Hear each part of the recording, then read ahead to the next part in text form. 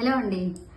మొన్న సంక్రాంతి పండుగ వచ్చినప్పుడు చాలా చోట్ల అల్లుడు గారు వస్తే 150 వెరైటీస్, 300 వెరైటీస్, నార్మల్గా వేరే వాళ్ళు కూడా దామాద్ జమై రాజా అని చెప్పేసి ఫుల్ హంగామా చేస్తారు. ఒక్క ఈగ కూడా వాలకుండా అల్లుడు గారిని అంత జాగ్రత్తగా చూసుకుంటారు. అదే బై మిస్టేక్ ఏదన్నా అక్కడ గొడవ జరిగితే ఆ అల్లుడు ఎలా షో చేస్తాడు? మీ ఇంట్లో వాళ్ళు నన్ను ఆ మాట అన్నారు, నేను ఆ ఇంటి గడప తొక్కను, నువ్వు ఆ గడప తొక్కకూడదు, కట్ ఆఫ్ అంటారు. సేమ్ కట్ చేస్తే అమ్మాయిని, ఇంటి కోడల్ని, ఇంటి మహాలక్ష్మి అంటారు పెళ్లి చేసుకుని వెళ్ళేటప్పుడు. మళ్ళీ వచ్చాక పనులు చేయిస్తారు, మాటలు చెప్తూ ఉంటారు. అలా సేమ్ మాటలు ఎన్నో మాటలు అమ్మాయి పడుతూ, మీ ఇంట్లో వాళ్ళు నన్ను ఇన్ని మాటలు అన్నారు కదా, నేను వీళ్ళతో కట్ ఆఫ్ చేసుకుంటా, నేను ఇలా చేయను అంటే ఇక్కడ కూడా మీరు జెండర్ డిస్క్రిమినేషన్ చూపిస్తున్నారు కదా.